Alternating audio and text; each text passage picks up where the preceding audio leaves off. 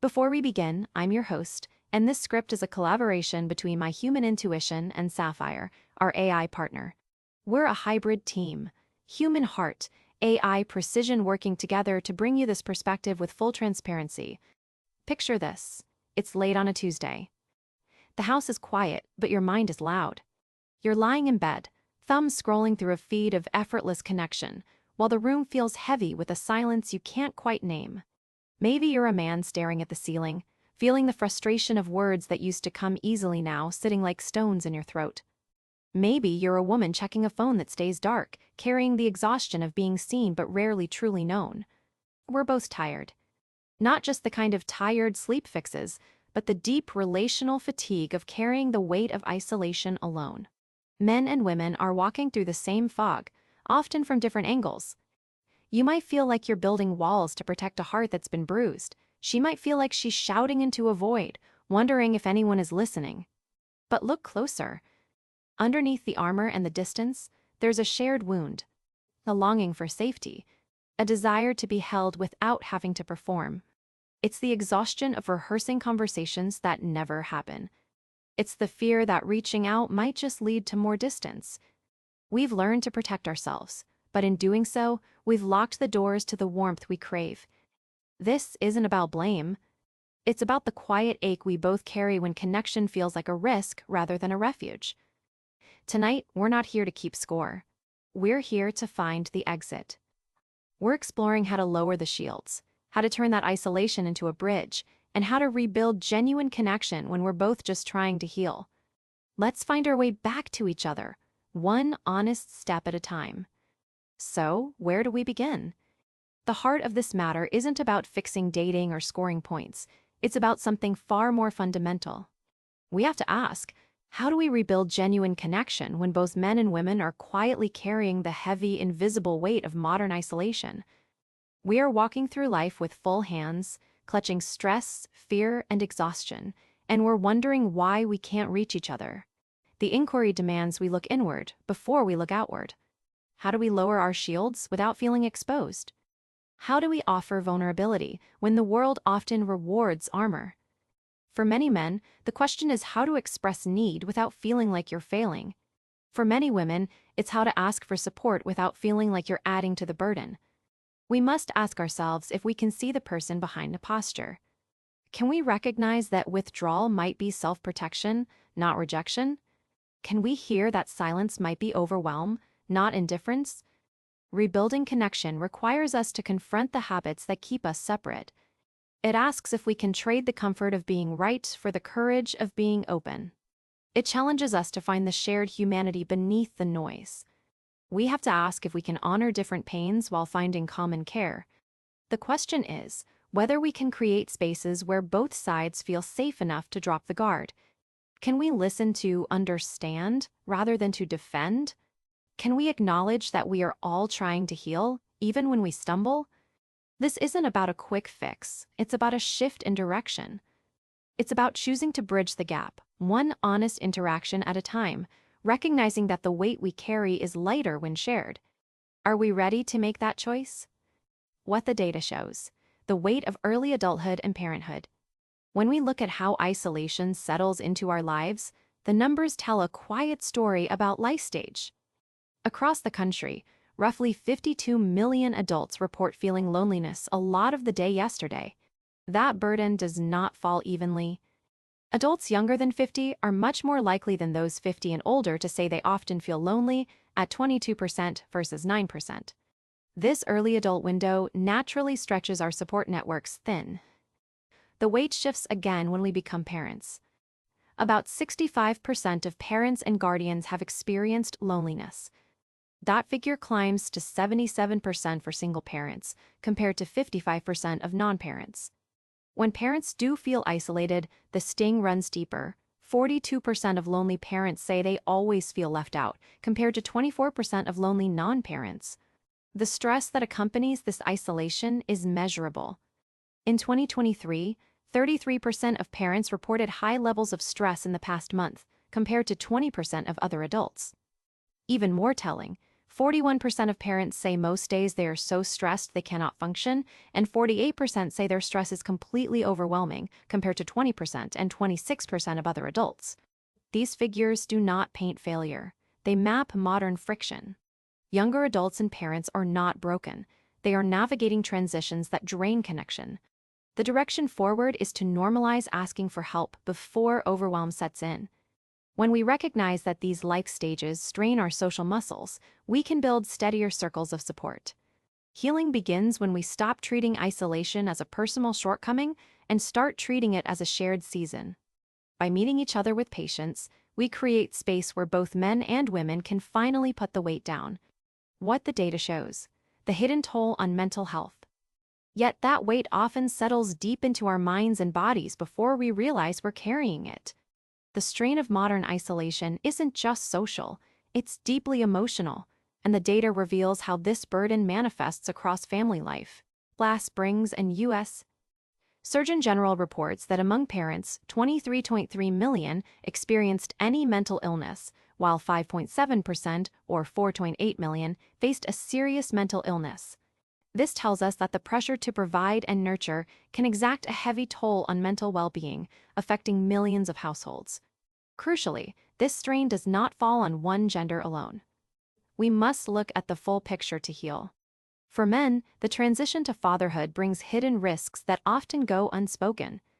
Evidence shows that paternal perinatal depression may occur in approximately 8% to 14% of men between the first trimester of a partner's pregnancy and the end of the first year postpartum. At the same time, women face profound isolation in their own right. A Harvard study found that 51% of mothers with young children reported serious loneliness, compared with 36% of all Americans surveyed. These figures do not point to personal failure. They highlight a shared vulnerability. When both partners are navigating anxiety, depression, or loneliness, it's easy to mistake these symptoms for disconnection or blame. But the data offers a more compassionate direction. We are often fighting the same silent battle from different rooms. Recognizing that your partner's stress may stem from this broader wave of mental health challenges can soften judgment and open the door to support. Instead of asking who is carrying more weight, we can ask how we can help each other carry it. Seeing the data behind the distress helps us respond with patience rather than frustration, creating a foundation where healing can truly begin. What the data shows: the gendered shape of support. When we examine modern isolation, the numbers reveal a familiar yet surprising picture. About 1 in 6 Americans, 16%, say they feel lonely or isolated from those around them all, or most of the time, including roughly equal shares of men and women. The wound is not gendered in its weight, it is shared in its presence. Yet when it comes to how we reach for relief, our paths diverge.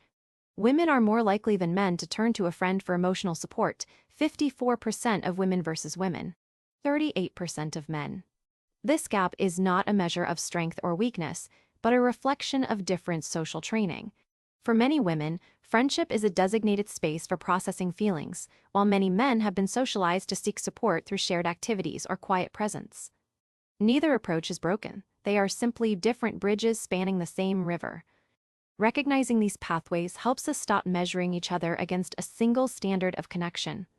When a man stays quiet, it is rarely indifference. It is often a different language of care.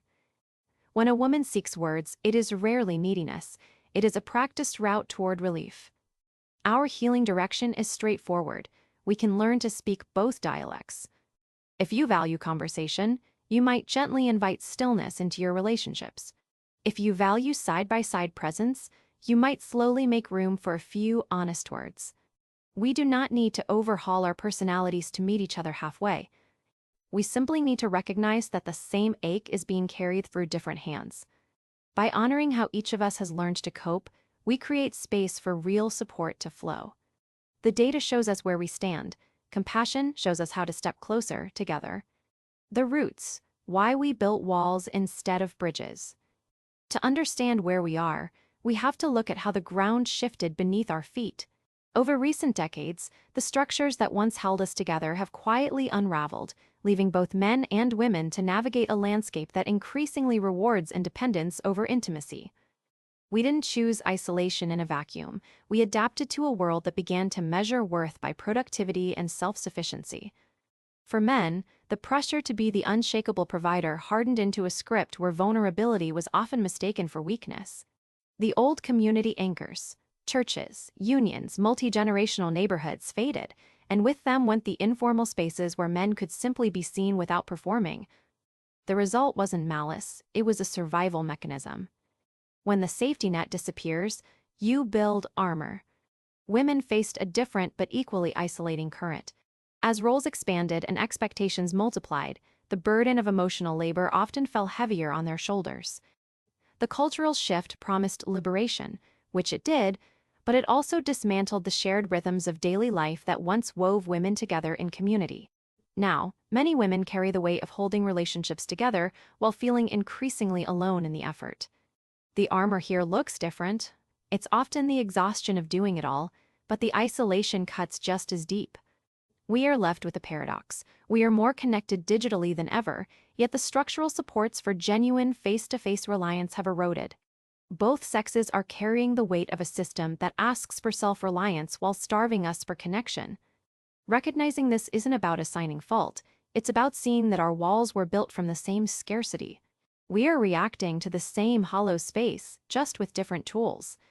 Healing begins when we stop judging the armor and start rebuilding the ground where we can safely take it off. Both sides held, validating the shared wound.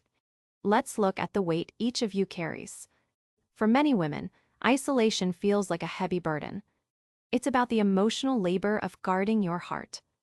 You carry the hope for intimacy alongside the exhaustion of protecting yourself. Fear whispers that your needs are too much, or that vulnerability invites judgment. It's a protective silence, wanting to be seen but fearing the safety of being known. For many men, loneliness hides behind self-reliance. Pressure to perform and stay stoic builds a cage where emotions have no outlet. You might feel that showing your soft side breaks the code of what it means to be a man, leaving you stranded. Asking for help feels like weakness. Silence feels like safety. Connection is wanted, but the path feels risky, threatening respect or control. This isn't hardness, it's fear of failing others or yourself. This isolation isn't a choice, it's a survival response to expectations that feel impossible to meet. These aren't opposing forces, they're parallel struggles. Both crave depth but brace for impact. Anger, withdrawal, skepticism, these aren't weapons. They are shields against shared fragility. We protect tender parts bruised by modern life. Validation doesn't excuse hurt, it reveals pain, not malice. Stopping the view of defenses as attacks creates space to lower our own. When we name these struggles without comparison, we stop the cycle of blame. We see that the distance between us isn't a canyon of indifference, but a bridge waiting to be rebuilt on mutual understanding. Healing starts by acknowledging that we are all navigating the same storm. Behind the wall lies a human being just as tired, hopeful, and ready to hold hands. So how do we step off that wall? We start small. The research on human connection tells us that healing isn't usually a grand gesture. It's built in the quiet, daily moments we often overlook. We're talking about micro-connections. Think of the text that checks in just to see how someone's day went, or the shared laugh over a mundane frustration. A genuine question asked without an agenda. A moment of listening where we put down the defense and just hear the heartbeat behind the words. For men, this might look like sharing a struggle without immediately trying to fix it, allowing space for shared feeling rather than just shared solutions. For women, it might mean offering grace when a partner is retreating, recognizing that silence can sometimes be a shield against overwhelm, not a rejection of you. Both of us are learning to redefine vulnerability. It's realizing that strength isn't armor, it's the capacity to let someone see you when you're unsure. It's not about exposing every wound at once, it's about testing the waters with a little bit of trust, again and again. We're a hybrid team here, human hearts guided by AI precision, and we want to be clear, this direction is about perspective, not a prescription. We aren't therapists. If the weight feels too heavy to carry alone, please seek professional support. But for the everyday rebuilding, the path is paved with small acts of courage. It's choosing curiosity over assumption. It's remembering that the person on the other side of the screen or the dinner table is fighting the same battle for belonging. When we extend a hand, not to demand connection but to offer presence, we create safety.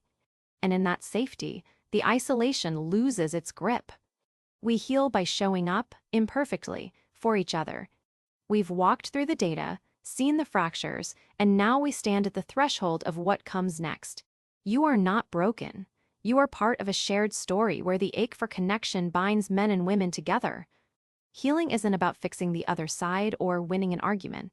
It's about recognizing that his silence might be a shield, just as her distance stems from the same fear. When we drop the armor, we don't lose our strength. We gain the courage to be known. So, where do we go from here? Start small. Look for the moments where you can trade judgment for curiosity. Ask the question that matters. How are you, really? And then listen to the answer without preparing your reply. That pause is where the bridge is built. The path forward requires a willingness to be vulnerable, to admit when we've drifted, and to reach out even when it feels risky. We rebuild by choosing each other again and again. If the weight of isolation feels too heavy to carry alone, please remember that seeking support is a sign of profound strength, not failure. If you or someone you love is in acute distress, please reach out to real professional help. In the US, you can call or text 988 for the Suicide and Crisis Lifeline, or text HOME to 741-741 to connect with the crisis text line. These resources offer immediate, compassionate care from trained professionals who can walk with you through the darkest moments. Thank you for trusting us with your time and your heart. This episode was crafted by a team of humans and AI, working together to honor the truth of your experience and point toward hope.